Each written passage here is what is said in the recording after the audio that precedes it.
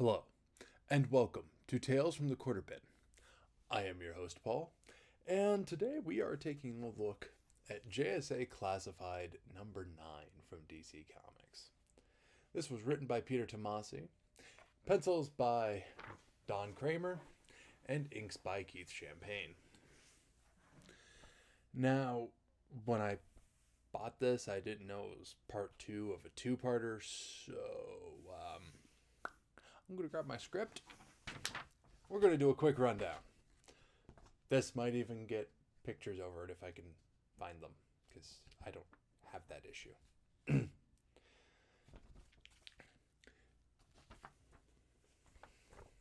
Jay Garrick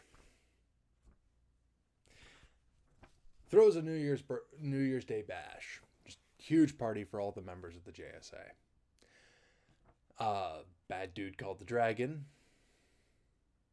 stole the Spear of Destiny,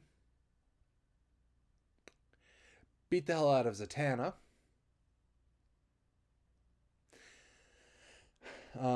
Flash, Jay Garrick, calls Ted Grant for help, and both fall under the control of the Dragon. But, yeah.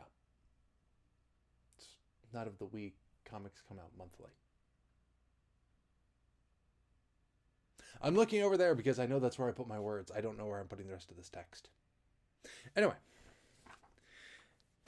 Now, for the review of this comic, let's start by looking at this cover. I didn't say much about the covers for Star Black, but this time, holy crap. I'm only tangentially aware of these two characters, and after reading the rest of this book, I can say that this cover kind of serves as our very first panel of the comic. So while we don't actually see it in the book, it's something that could have logically happened before we actually start the issue. Yeah, I picked up all of what I have of this series based on this cover. I mean, these issues behind it, when you're buying me now because of this. We may get around to these later.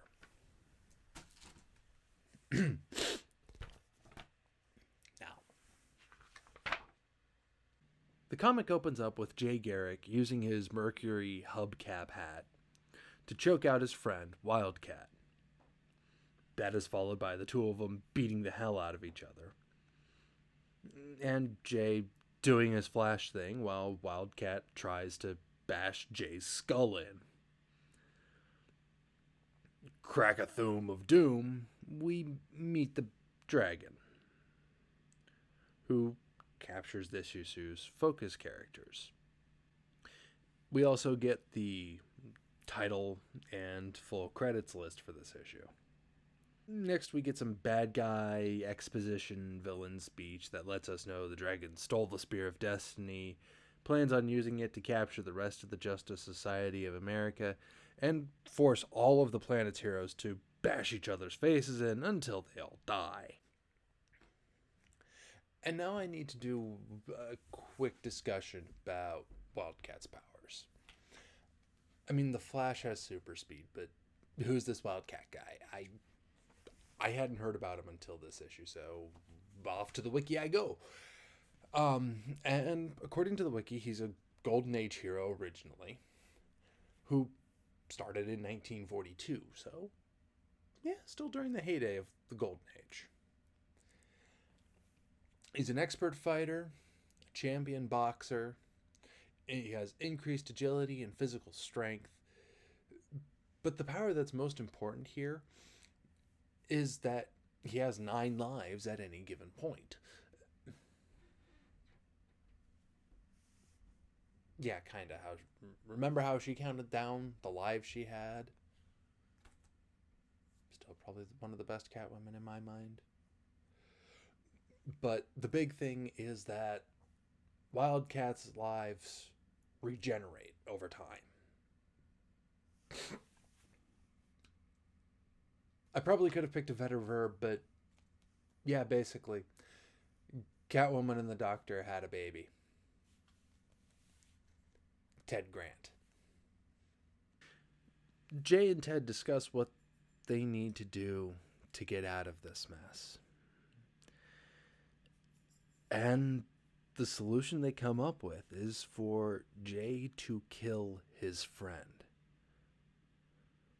While not normally an issue, apparently Wildcat is running low on his lives. So he is either on his last one, which means he will die for good, or he's close to his last one.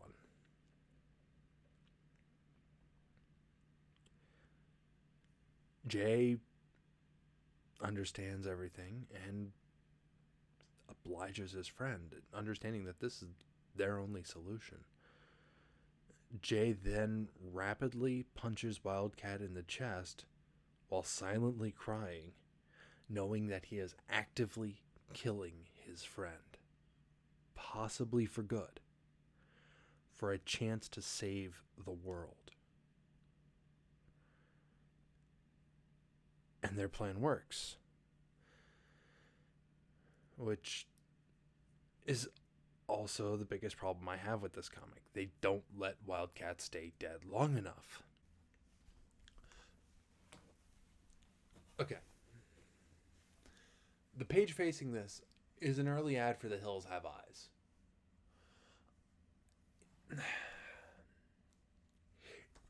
If the writers knew, and they probably did, I don't know. I don't make comics. I don't know if they fully block out everything. I think I remember in one of my trades of Batman, they block out pages. You know, pages get pre-blocked. Hey, this is pages an ad. But this is 06, so I don't know if they did that then, if they started that before, if different books get different treatment. But if there's even a chance that they knew there's going to be an ad here, if they had a way of requesting an ad there, they could have delayed that reveal by one panel. Changed the format. Long bar up on top. 2 smaller panels. Actually, yeah, just get rid of that last one. Turn that Ted cord dead into a full bottom. I can appreciate the symmetry, but turn that into a full bottom. Full page bottom. Maybe give us an extra. Turn his speech into 2 panels here. Something. Give us one extra panel where we think Ted Grant is dead. Chances are, if you're picking up JSA, you know who he is. That's going to have a whole hell of a lot more impact. I mean, when I first read this, I didn't look. I took a quick glance and I saw dead the whole way through at quick glance. I didn't notice the calf hack speech bubble. And then I read it. I was getting misty-eyed. And then I saw that, and it killed some of the serious emotion of that scene. By putting that panel one over one, it would have made this so much heavier of an impact. One page. One page. Hills Have Eyes, promoting for annuals. Put it right there. So you have to turn the page and you're going to look. You're not going to immediately go, oh God, oh God, oh God. You're going to scan for the start of the next panel. You have to turn. Add. Oh. You're going to spend time right here. Going, oh dear God.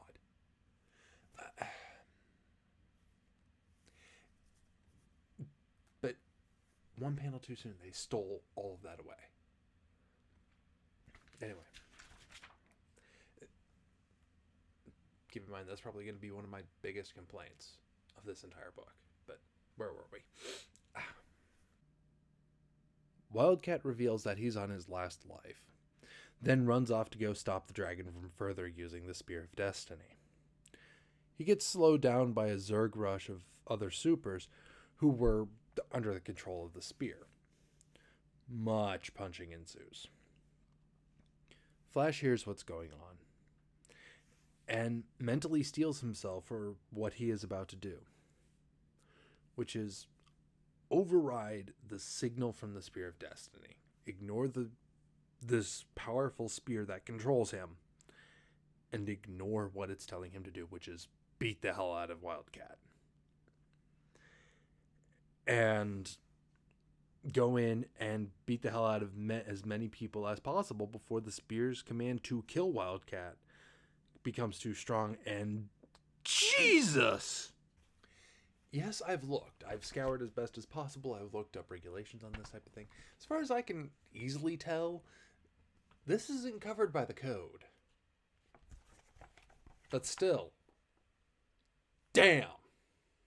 Wildcat knocks out the Flash, then jumps on Dragon's escape jet, which looks like it was stolen from one of the shuttle bays of the Enterprise D. We then get a rather standard but still interesting chase scene where Wildcat has to cling onto the side of the vehicle and attempts to kill the driver. That is until Disciple Steven shows up, and his powers seem to mimic most of Superman's. He throws Wildcat off the jet so that Wildcat can live, and instead sacrifices himself to kill the dragon and destroy the Spear of Destiny. For our wrap-up, at the end of everything, we have Jay and Ted having a quiet and, well, friendly New Year's wrap-up celebration. I mean, we do have Ted reminisce on our first page of that. I can't get that poor kid who jumped on the plane out of my head. If it wasn't for him, that dragon son of a bitch would have waltzed out of here with the spear and taken on all of us. And with all that craziness going on, nobody's going to even know the kid's name or what he did yesterday. We'll remember it. And because of Steven, all the other Dragon King's disciples are free of the spear spell. They'll remember it too. And let's face it, one good thing came out of all of this pain. We know who all these other young metahumans are now, and that they're willing to be on our side when needed. They then have their very friendly wrap-up celebration. And then we're greeted with, well, this. I was reading this at work from, so I could write up my review and things. And this splash page actually kind of upset me enough that I might have somewhat loudly proclaimed "what" in the middle of work, which in of itself isn't a problem. I mean, loud fell out whats are kind of common from people getting surprised by various things in what they're reading during slow periods. My problem was that I drew that kind of attention to myself so early in my shift. Luckily, they just kind of ignored it because my area at work is kind of quiet for the most part. So just stayed quiet for the rest of the night and everybody was fine.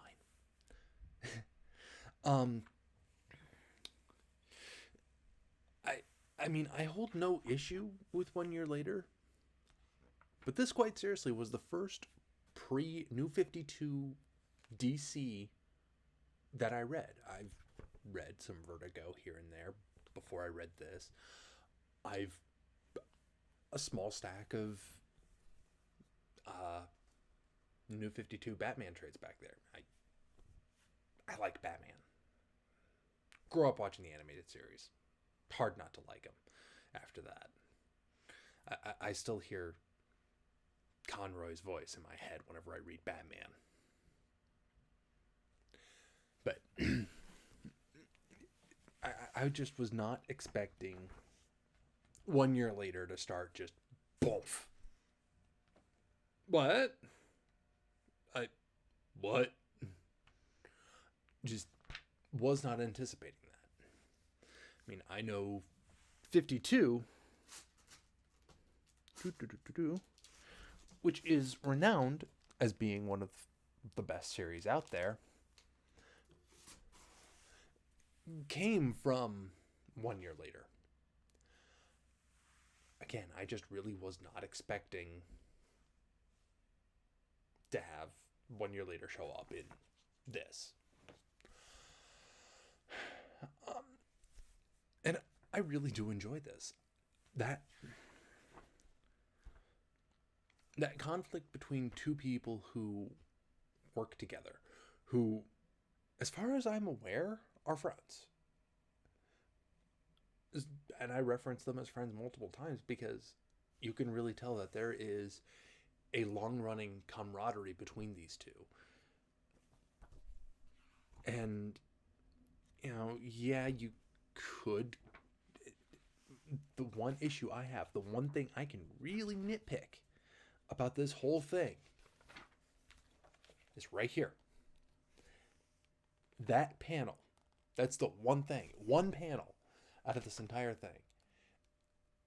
And I have no issues with them bringing him back. I have issues with its placement. And even then, I can understand why they did it. I mean, and that is a small nitpick in the grand scheme of things on this. I mean, I guess I could claim no backgrounds, but they're mostly in a cave with, well, brown walls. They do try to keep it a little bit more dynamic in other places, you know, where it's appropriate. They skimp out on it. Yeah. That's one hell of a punch. You get away with no background. But for the most part, they're in a cave with brown walls. They're opening up in a, you know, they open up. And it's a building with brown walls. You're running. All you're going to see is the flash of streak when you're running, because that's what you see. So yeah, and then you have cloudless sky when they're in the air. So yeah, you could claim being lazy on the backgrounds, but honestly, I really think the simplistic nature of those backgrounds overall really allow for the emotion between the two characters to shine through. So you see and look for the finer points of their emotion, their facial expressions, how they're holding their bodies, what their faces are saying, versus, oh wow, yeah, they've managed to like recreate Starry Night in the background. That isn't what's important in this issue. What's important in this issue is their dynamic, more so than anything else. And you can really tell that's where the effort and point of this issue was because of that.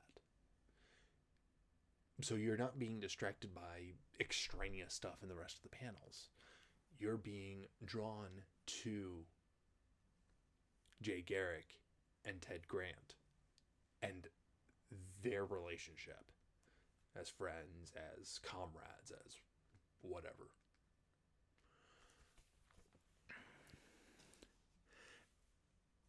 And honestly, I have no qualms. I feel better now. I had that 1.5 of 1.5 Derek heads on Star Black, but this is a solid 4. This is a maid of awesome in my book. I mean, I think the reason why I'm not giving it a flat out 5 isn't that I'm reserving that or anything. It's it feels a little short to me. Now, being that, from what I can tell, this was actually the second issue of JSA Classified released in April of 2006. It probably wouldn't feel as short if I was picking this up monthly back then. But at that point, I was a senior in high school, so I was more concerned about getting ready to go to the Navy in August. I might even have the August issue. May 10, 11, 12, 13.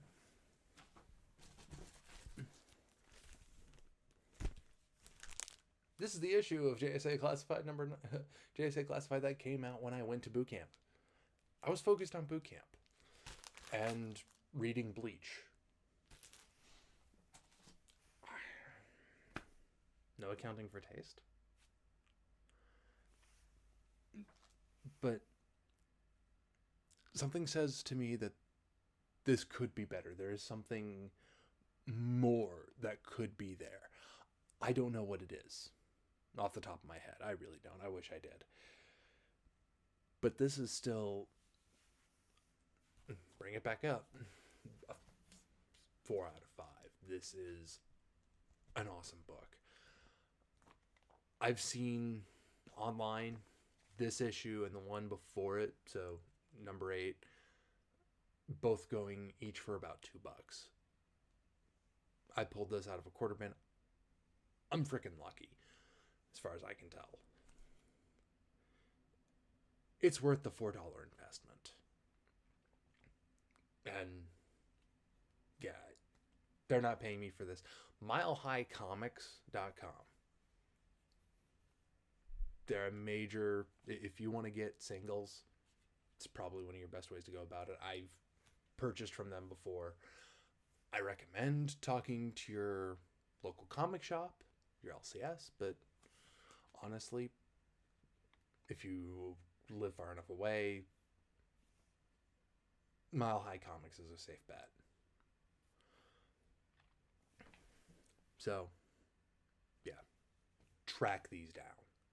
Seriously, go out, track those 2 issues down. This one and number 8. I'm going to have to talk to someone about getting number 8 for myself because, wow. And, yeah, double check. I have a note in here for my price guide friend. The site that I signed up for. I'm not 100% certain how accurate that is. I mean, they put, a 9.4 at $3. Mile High Comics sells them, when they say it's in good condition. Let's disappear from camera view again. JL, just JU. Oh, JU, because this is the full.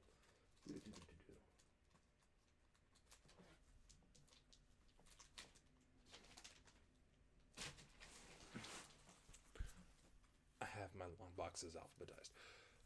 This is what I bought from Mile High Comics. They put it in very fine condition, and yeah, that's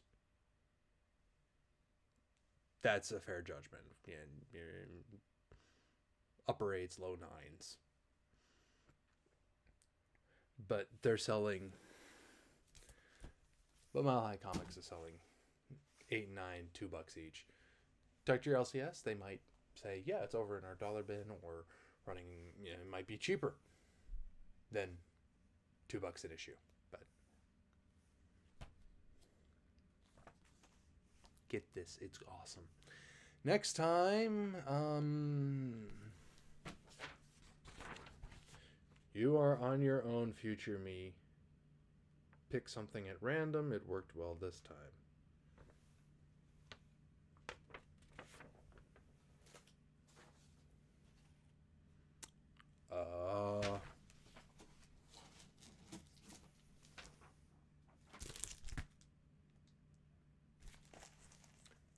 X-Men Annual from 1992. Let's do some Marvel.